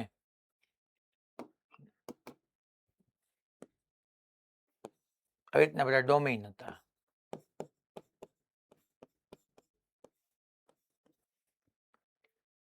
મેં આવું બહારથી એક્સટર્નલ મેગ્નેટિક ફિલ્ડ હું નથી આપતો, તો તમને આમાં ખબર છે કે ભાઈ હું નેટ મેગ્નેટિક ડાયપોલ મોમેન્ટ લઉં એમ નેટ તો એ ઝીરો જ આવવાની છે. સબસ્ટન્સની ઇન શોર્ટ નેટ કહો એટલે સબસ્ટન્સની, એમ સબસ્ટન્સ ઝીરો જ આવે. અચ્છા, આની મેગ્નેટિક ડાયપોલ કારણ કે કોકની રાઇટવર્ડ છે, કોકની ડાઉનવર્ડ છે, કોકની લેફ્ટવર્ડ છે, કોકની અપવર્ડ છે. અચ્છા, અહીંયા સબસ્ટન્સની મેગ્નેટિક ડાયપોલ મોમેન્ટ 0 આવે એનો મીનિંગ એમ થઈ ગયો ને કે છોકરાઓ I 0 હશે, ઇન્ટેન્સિટી ઓફ મેગ્નેટાઇઝેશન 0. અહીંયા મેગ્નેટિક ડાયપોલ મોમેન્ટ શું કામ 0 છે? કારણ કે તમારી H 0 છે. H that means magnetic intensity એ 0 છે. મેં બહારથી ક્યાં H આપ્યું જ છે? H means magnetic intensity. What is magnetic intensity? Magnetic induction પર unit permeability of medium. That means magnetic induction નથી આપ્યું. તો M 0 તો I 0. I ક્યારે 0? Because of H 0.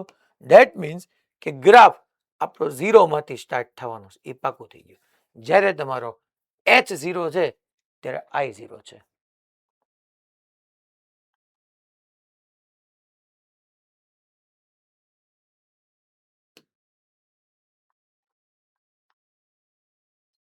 પછી હવે માની લો હું એમ કહું છું અહીંયા ટૂંકમાં, અને આપણે આમ લખ્યું કે એમ સબસ્ટન્સ 0 હતું એટલે I 0 થયું.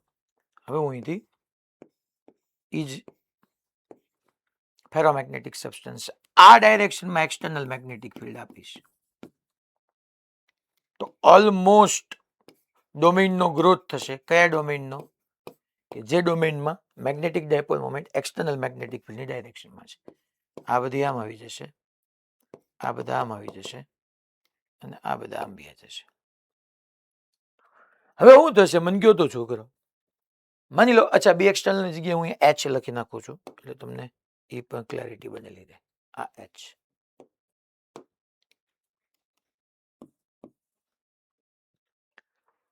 માની લો છોકરા હું અહીંયા H ઇન્ક્રીઝ કરતો રહું, H ઇન્ક્રીઝ કરતો રહું તો ઓલમોસ્ટ બધી ડાયપોલ એક્સટર્નલ મેગ્નેટિક ફિલ્ડ ને અલોંગ અલાઇન થતી જાય. H ઓર ઇન્ક્રીઝ કરું તો આ જે બીજા ડોમેઇન છે કે જેમાં ડાયપોલ મોમેન્ટ તમારે એક્સટર્નલ મેગ્નેટિક ફિલ્ડ ને અલાઇન નથી, ઈ ડોમેઇનની સાઇઝ ડિક્રીઝ થતી જશે, અને જે ડોમેઇનમાં મેગ્નેટિક ડાયપોલ મોમેન્ટ તમારે એક્સટર્નલ મેગ્નેટિક ફિલ્ડ ને અલોંગ અલાઇન છે એની સાઇઝ ઇન્ક્રીઝ થતી જશે. ધીમે ધીમે H ઇન્ક્રીઝ કરતો જાઓ કરતો જાઓ કરતો જાઓ કરતો જાઓ કરતો જાઓ તો મેક્સિમમ બધી મેગ્નેટિક ડાયપોલ મોમેન્ટ ક્યાં જતી જાય? તમારે એક્સટર્નલ મેગ્નેટિક ફિલ્ડ ને અલોંગ અલાઇન થતી જાય. એટલે મેગ્નેટિક ડાયપોલ મોમેન્ટ વધતી જાય. માની લો બધી મેગ્નેટિક ડાયપોલ મોમેન્ટ એકબીજાને અલોંગ અલાઇન છે, that means external magnetic field યાની કે H ને અલોંગ અલાઇન થઈ ગઈ, તો મેગ્નેટિક ડાયપોલ મોમેન્ટ પર unit volume intensity of magnetization એ વધતું જાય. તો જેમ H વધારતો જાઓ એમ I વધતો જાય, કારણ કે જેમ H વધારતો જઈશ એમ મેક્સિમમ ની મેક્સિમમ મેગ્નેટિક ડાયપોલ મોમેન્ટ જે ડોમેઇનમાં એક્સટર્નલ મેગ્નેટિક ફિલ્ડ ને અલોંગ અલાઇન નથી એને અલોંગ અલાઇન થતી જશે. અને એક સમય એવો આવશે H એટલો બધો વધારી દઈશ કે આની અંદર જેટલી બી મેગ્નેટિક ડાયપોલ મોમેન્ટ છે એ બધી તમારા external magnetic field external H ને અલોંગ અલાઇન થઈ ગયું. ધેટ મીન્સ કે મેગ્નેટિક ડાયપોલ મોમેન્ટ પર યુનિટ વોલ્યુમ મેક્સિમમ થઈ ગયું, એટલે ઇન્ટેન્સિટી ઓફ મેગ્નેટાઇઝેશન મેક્સિમમ થઈ ગયું. કારણ કે જેટલી ડાયપોલ હતી એ બધી ડાયપોલ હવે એક્સટર્નલ મેગ્નેટિક ફિલ્ડ તમારા H ને અલોંગ અલાઇન થઈ ગયો. તો આ ગ્રાફ હું આમ ડ્રો કરી શકું કે શરૂઆતમાં મેં H વધાર્યો ને, શરૂઆતમાં H વધારું છું તો શું થાય છે? તો કે મેગ્નેટિક ડાયપોલ મોમેન્ટ ધીમે ધીમે અલોંગ અલાઇન થતી જાય છે. પણ સર આ જે રિલેશન આવશે એ લિનિયર નહીં આવે, નહીં લિનિયર નહીં આવે, આવું આવશે. હવે માની લો તમને એમ કહું છું કે H તમે ગમે એટલી ઇન્ક્રીઝ કરો, H તમે ગમે એટલું ઇન્ક્રીઝ કરો, તમારે અહીંથી આગળ ડ્રો કરવાનું જ નથી. એમ H ઇન્ક્રીઝ કરતો જાઓ કરતો જાઓ કરતો જાઓ, પણ અહીંયા હું એક EH ના વેલ્યુ સુધી પહોંચી ગયો કે આની અંદર સપોઝ 10 બિલિયન ડાયપોલ મોમેન્ટ હતી, 10 બિલિયન ડાયપોલ મોમેન્ટ તમારા H ને અલોંગ અલાઇન થઈ ગઈ. હવે હું H ગમે એટલો વધારું, એને અલોંગ ડાયપોલ મોમેન્ટ અલાઇન થવા માટે બીજી એકાદી ડાયપોલ મોમેન્ટ બાકી તો હોવી જોઈએ ને. તો ધેટ મીન્સ કે H ના હું પર્ટિક્યુલર એક એવા વેલ્યુ સુધી પહોંચી ગયો, એક એવા વેલ્યુ સુધી પહોંચી ગયો કે જે વેલ્યુ પાસે તમારી ઇન્ટેન્સિટી ઓફ મેગ્નેટાઇઝેશન મેક્સિમમ થઈ ગયું. અને માની લો O નામ આપું તો આ તમારું એ પોઈન્ટ છે, અને એ પોઈન્ટ એને આપણે કહી શકીએ છોકરાઓ maximum saturation point. Maximum saturation point. આ O2 એનો આવો પાર્ટ મળ્યો. શરૂઆતમાં H વધ્યું, આ ઓછું વધ્યું, કારણ કે શરૂઆતમાં જે બધી ડાયપોલ મોમેન્ટને અલોંગ અલાઇન થવામાં વાર લાગતી હતી, પણ પછી જેમ હું એચ વધારતો ગયો એમ ધીમે ધીમે જેટલા બી ડોમેન્સ હતા એ બધા ડોમેઇનની સાઇઝ ડિક્રીઝ થતી જઈ, ખાલી એક જ ડોમેઇનની સાઇઝ ઇન્ક્રીઝ થતી ગઈ કે જેની અંદર ડાયપોલ મોમેન્ટની ડાયરેક્શન તમારા એક્સટર્નલ એચ, ટૂંકમાં એચ ને અલોંગ અલાઇન હતી.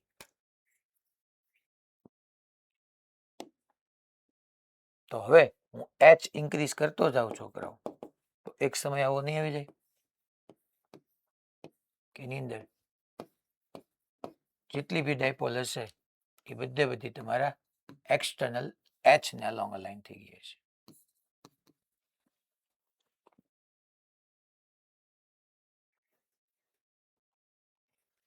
હવે હું એચ ને ઘટાડવાનું શરૂ કરું અને આપણને પ્રેક્ટિકલી ખબર પડી કે એચ ને હવે મેં જેવો ઘટાડવાનો શરૂ કર્યો, મેં એચ ને હવે ઘટાડવાનું શરૂ કર્યું, જો હું એચ ને ઘટાડતો ગયો તો આપણને ખબર પડી એ ટુ બી પોઈન્ટ સુધી કે એચ ને ઘટાડતો ગયો એમ ઘટાડતા હું ઝીરો કરી નાખ્યું ને તોય તે તમારું ઇન્ટેન્સિટી ઓફ મેગ્નેટાઇઝેશન ઝીરો નો થયું. ધેટ મીન્સ કે મેગ્નેટિક ડાયપોલ મોમેન્ટ ઝીરો નો થઈ.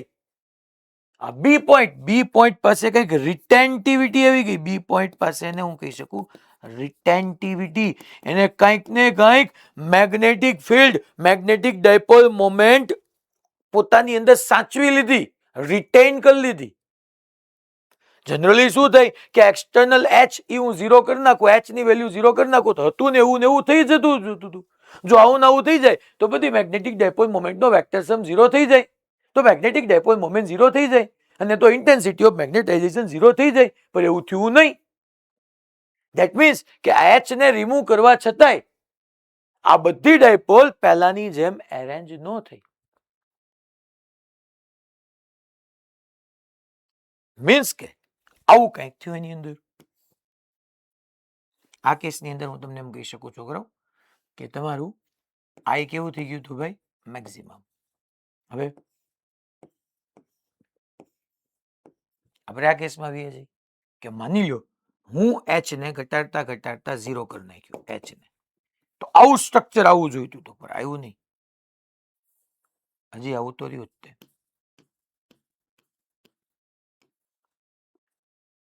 આ પહેલા કરતા ઓછું ઇન્ક્લિનેશન હશે,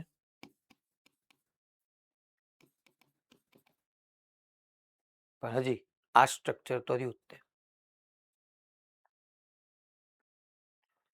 તો અહીંયા આપણને એચ ઝીરો કરી નાખ્યું પણ આઈ ઝીરો ન થયું. એટલે હવે મેં શું કર્યું ખબર, ઓપોઝિટ ડાયરેક્શનમાં એચ આપ્યું. એટલે હવે મેં ઓપોઝિટ ડાયરેક્શનમાં એચ આપવાનું શરૂ કર્યું. અહીંયા આમ આ ડાયરેક્શનમાં મેં એચ આપ્યું.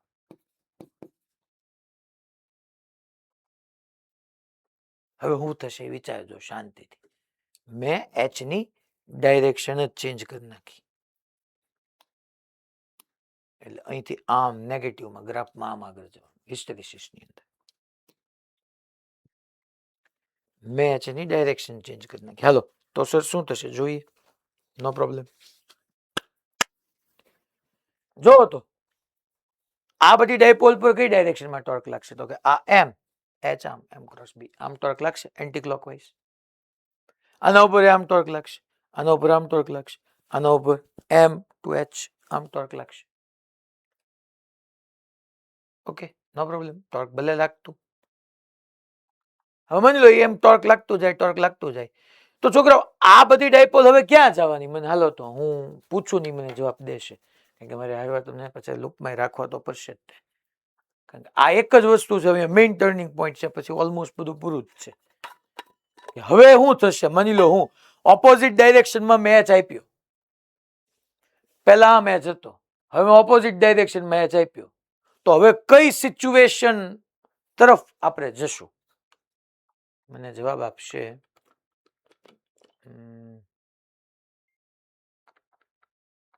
મોરબીમાંથી હાલો.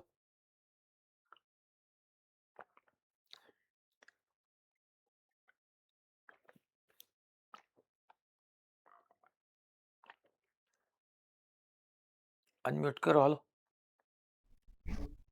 હેલો સર, હા ભાઈ.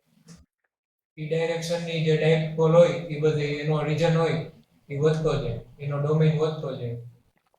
ઓકે, તો આ ડોમેઇન શું થતો જાય?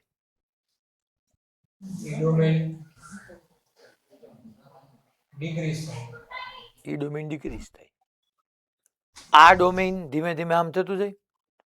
વધતો કયો જાય? 1 2 3 4 માંથી કયો વધતો જાય? 4 નંબર 4 નંબરનો ડોમેઇન વધતો જાય. કારણ કે હવે વિચાર કર, અહીંયા સુધી એચ આમ હતું, પછી મેં 0 કરી નાખ્યું, તોય આ બધું ઓલમોસ્ટ એવી રીતના જ ગોઠવાયેલું રહ્યું. ખરેખર આ એચ 0 કરી નાખતો તો આવું થઈ જવું જોતું હતું, થયું નહીં. એટલે મેં ઓપોઝિટ ડાયરેક્શનમાં એચ આપવાનું શરૂ કર્યું. તો તું એક વસ્તુનો વિચાર કર, હું બોલું છું આવું થશે કે નહીં, કે આ બધા ઈ ડાયરેક્શનમાં તમારે એચ એક્સટર્નલ એચની ડાયરેક્શનમાં ગોઠવાતા જાય. ઈ પહેલા એક વખત આ સ્ટેટમાંથી પાસ નહીં થાય. જો તો તમે જો, આ તો બધી છેલ્લે આમ જ થવાની છે, એમાં તો વાત ક્લિયર છે. આ ડાયપોલ જે આમ ગોઠવાની હતી એ હજી આમ નામ રહી. જ્યાં થોડીક તમારા એક્સટર્નલ એચ ને કારણે આ ડાયપોલ આમ આવી હતી, હવે આમ પાછી નહીં આવે. આ ડાયપોલ જોવો તો જે આમ વહી ગઈ હતી, એના ઉપર એમ ક્રોસ બી ટોર્ક આમ નહીં લાગે પાછું. ટૂંકમાં આમાંથી બધી ડાયપોલ એની ડાયરેક્શનમાં ગોઠવાઈ જાય ઈ પહેલા એક વખત આ સ્ટેટમાંથી પાસ નહીં થાય. આ સ્ટેટ તો આમ નામ રહ્યો જ તે. આ જે થોડીક ત્રાસી થઈ ગઈ હતી આમ, હવે એચ આમ છે, એમ આમ છે, એમ ક્રોસ એચ આમ નહીં આવે. આ ઈ તો ઈ બાજુ જવાની જ છે. આ જો એમ આમ, એચ આમ, એમ ક્રોસ એચ, તો આ જે આમ થઈ ગઈ હતી એ એમ નીચે નહીં જાય. તો હું એમ કહું છું કે બધી ડાયપોલ તમારા આ એચ ની ડાયરેક્શનને અલોંગ અલાઇન થાય એ પહેલા એક વખત આ સ્ટેટમાંથી પાસ નહીં થઈ જાય. અને જેવું આ સ્ટેટમાંથી પાસ થાય તો એની મેગ્નેટિક ડાયપોલ મોમેન્ટ કેવી થઈ ગઈ? 0. અને મેગ્નેટિક ડાયપોલ મોમેન્ટ 0 થઈ ગઈ એટલે ઇન્ટેન્સિટી ઓફ મેગ્નેટાઇઝેશન શું થઈ ગયું? 0. ધેટ મીન્સ કે હવે આ ગ્રાફ આમ આવવાનો છે,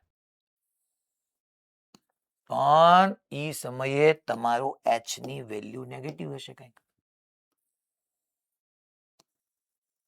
આ જે ઘટના બનવાની એ -H0 માટે બનવાની.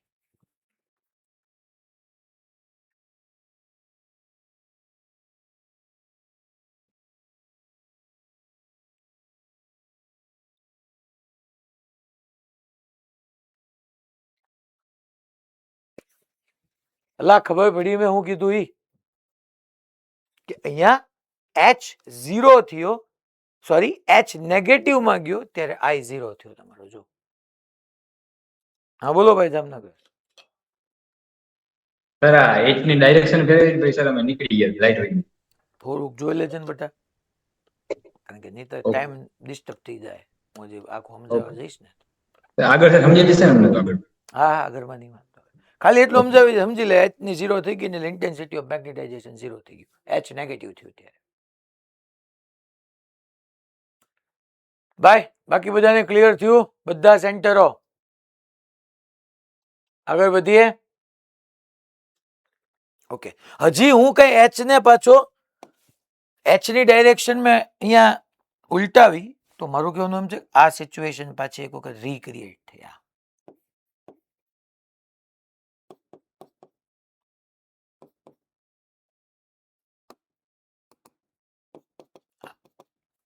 હજી હું એચ ને કીપ ઓન ઇન્ક્રીઝિંગ રાખું,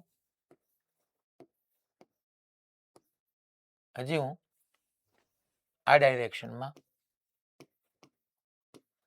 એચ ને ઇન્ક્રીઝ કરતો જ જાઉં, કરતો જ જાઉં, તો એક સમય એવું આવશે કે જેટલી ડાયપોલ હશે એ બધી એચ ને અલોંગ અલાઇન થઈ જશે.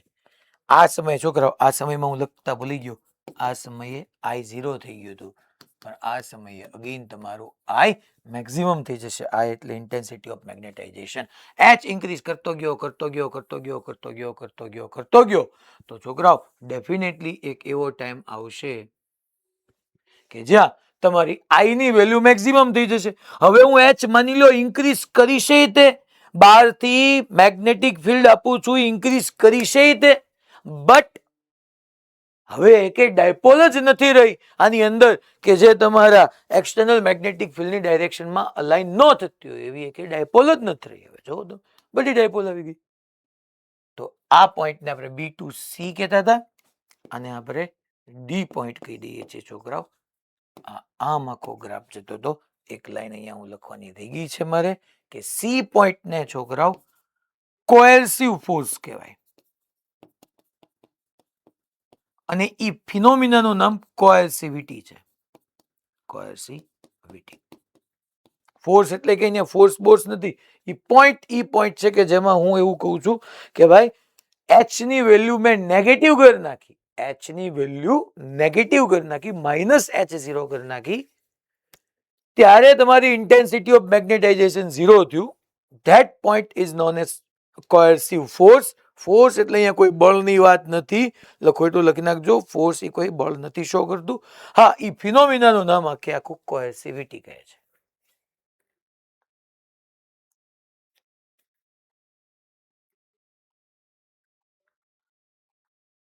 હાલો, હવે હું તમને એમ કહું છું કે છોકરા હવે તમે મને કહો, હાલો હું ઈ જ ડાયરેક્શનમાં એચ ને 0 કરીશ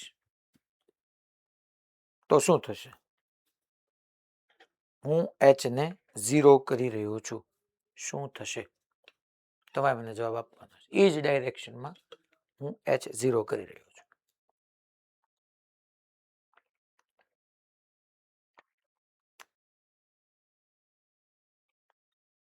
ભાઈ પોરબંદર માંથી મેશો કે શું થશે હવે? Hello sir. હા બોલ પહેલા. સર આપણે 0 કરીશું તો આ ઇનિશિયલ જેવું પેલા જેવું નહીં થઈ જાય, થોડુંક રહી જશે ઈ ડાયરેક્શન. કઈ ડાયરેક્શનમાં? એચ ની ડાયરેક્શનમાં જ તે. હા. એટલે જો તું આવું ડ્રો કરું છું, આવું થશે કંઈક.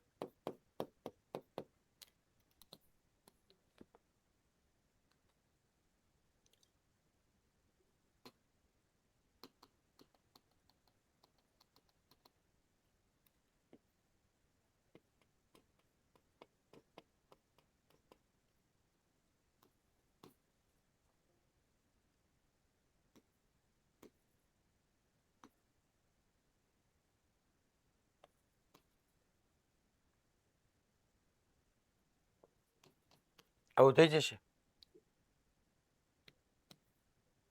હા. એચ ને 0 કર્યું. ટૂંકમાં એની અલોંગ જે ડાયપોલ મોમેન્ટ હતી એ હજી રીજન વધારે રહ્યું, બાકી બધું હજી વચગાળાની સ્થિતિમાં આવી ગયું. Okay, no problem. અચ્છા, અહીંયા ગ્રાફ થી મારે શો કરવું હોય તો આમ શો કરાય.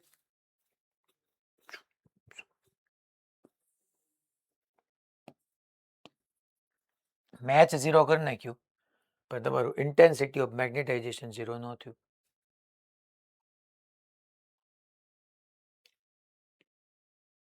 એ બી સી ડી આ પોઈન્ટને એ કીધું. માની લો હવે આગળ મન ગયો. ચાલો હવે હું શું કરું અહીંયા આગળ? હવે તો કે ભાઈ ઈ ડાયરેક્શન પાછી ઉલટાવું. ચલો પાછી મેં આ ડાયરેક્શનમાં એચ આપ્યો.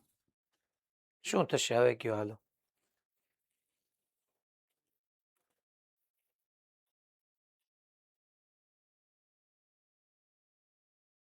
હા માનવ.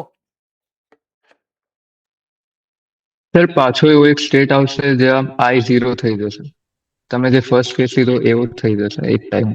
Yes, very good. પછી ડોમેન પાછો એવો કેસ આવશે કે જ્યાં આ ડાયપોલ જો તો આમ જે આમ છે એ આમ જશે, આ જો તો આમ ટોર્ક લાગશે, આ એમ ક્રોસ એચ કરો આમ ટોર્ક લાગશે, અને આવો એક સ્ટેટ પાછો આવી જશે. પણ હજી મેં એચ મેક્સિમમ નથી કર્યું. એચ આમ આપ્યું, એચ ની ડાયરેક્શન ચેન્જ કરી. તો એચ ની ડાયરેક્શન ચેન્જ કરી તો હું કહી શકું કે તમે જોવા જાઓ મેં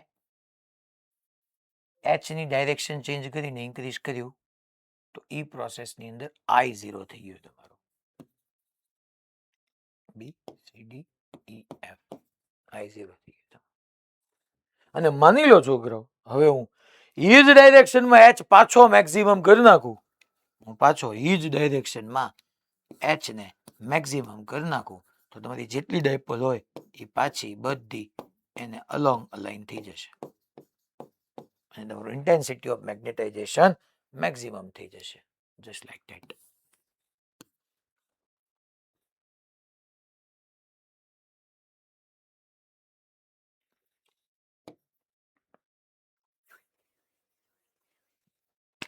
આ રિલેશન ક્યાંય લિનિયર નથી. તો સાહેબ આમાં તમે આ તો આ બધું અમને સમજાઈ ગયું. એમાં તમે ઓલે હિસ્ટેરિસિસની ડેફિનેશન લખાવી હતી. It is phenomenon in which value of physical quantity are lagging behind the effect of causing it. આવું આપણે કંઈક લખ્યું હતું ને. તો સાહેબ ઈ કેમ થયું જો તમને સમજાવું. મને કયો તો અહીંયા ઇન્ટેન્સિટી ઓફ મેગ્નેટાઇઝેશન કોને કારણે આવતું હતું? તો કે ઇન્ટેન્સિટી ઓફ મેગ્નેટાઇઝેશન એટલે મેગ્નેટિક ડાયપોલ મોમેન્ટ પર યુનિટ વોલ્યુમ. મેગ્નેટિક ડાયપોલ મોમેન્ટનો સમ શું કામ થયો? એચ ને કારણે. જો ને ઇનિશિયલી એચ નહોતું તો સબસ્ટન્સની મેગ્નેટિક ડાયપોલ મોમેન્ટ 0 જ હતી. તો in short intensity of magnetization આવતું હતું મેગ્નેટિક ડાયપોલ મોમેન્ટને કારણે અને ઈ આવતું હતું એચ ને કારણે. તો ઇન્ટેન્સિટી ઓફ મેગ્નેટાઇઝેશન એચ ને કારણે આવતું હતું. અહીંથી તમે વિચાર કરો, બી પાસે આવ્યા, હું તમને પૂછું કે ઇન્ટેન્સિટી ઓફ મેગ્નેટાઇઝેશન મને કંઈક મળે છે, એની પાછળનું મેઇન કોઝ શું? મેઇન કોઝ તો કે તમારું એચ, નોટ એમ, એચ. અને અહીંયા આવ્યા, સાંભળજો મારી વાત, બી પાસે ત્યારે એચ 0 થઈ ગયું પણ આઈ 0 ન થયું. આ આઈ ને પ્રોડ્યુસ કરનાર જ એચ હતો ને. એચ 0 થઈ ગયું તો આઈ 0 ન થયું. ઇવન સી પાસે આવો તો ત્યાં આઈ 0 થઈ ગયું પણ ત્યાં એચ ની વેલ્યુ માઇનસ થઈ ગઈ. તો આઈ લેગ કરે છે ને. ફિઝિકલ ક્વોન્ટિટી તમારા એચ કરતા લેગ કર્યું કહેવાય ને. કે એચ 0 થઈ ગયું ત્યારે કંઈક હતું, યા એચ 0 ત્યારે કંઈક મળ્યું. આઈ તમે જોવા જાવ 0 થઈ ગયું ત્યારે એચ માઇનસ 0, માઇનસ એચ 0 છે. માઇનસ એચ કયો, એચ 0 કયો, વોટ એવર કયો. તો ખરેખર ઇન્ટેન્સિટી ઓફ મેગ્નેટાઇઝેશન નામની ફિઝિકલ ક્વોન્ટિટીને જે ઇફેક્ટ પ્રોડ્યુસ કરે છે, જે અહીંયા આપણે લખ્યું ઇફેક્ટ ઓફ કોઝિંગ ઇટ, એને જે એની ઇફેક્ટ આવવા પાછળનું કારણ છે. So physical quantity is lagging behind the effect of causing it. એની કરતા પાછળ રહી જાય છે. ઓલું મેક્સિમમ માંથી ઘટીને 0 થઈ ગયું ત્યારે આ હજી બી જ રહ્યું. આ માઇનસ થઈ ગયું ત્યારે આ 0 થયું, પાછળ રહ્યું ને. પાછળ કરવાની, લેગિંગ લેવું એટલે પાછળ રહેવાની પ્રક્રિયાને આપણે હિસ્ટેરિસિસ કહીએ છીએ. એને આપણે શું કહીએ છીએ? હિસ્ટેરિસિસ. આ હિસ્ટેરિસિસ સાયકલમાં એરિયા અંડર ધી કર્વ તમને હીટ લોસ થઈ આપે. હવે આપણે નો ભાઈ હાર્ડ ફેરોમેગ્નેટિક સબસ્ટન્સ, એ હાર્ડ ફેરોમેગ્નેટિક સબસ્ટન્સની અંદર આ હિસ્ટેરિસિસ સાયકલ થીક હોય. જેટલી આ થીક હોય એટલો હીટ લોસ વધારે થાય. બીજો કે સોફ્ટ ફેરોમેગ્નેટિક સબસ્ટન્સ ભણ્યા, એની અંદર આ થીન હોય અને આ થીન હોય તો એરિયા અંડર ધી કર્વ ઓછો આવે તો હીટ લોસ બી ઓછો થાય. અલા ખબર પડી ભાઈ મેં શું કીધું? હિસ્ટેરિસિસ નો મિનિંગ ક્લિયર થયો?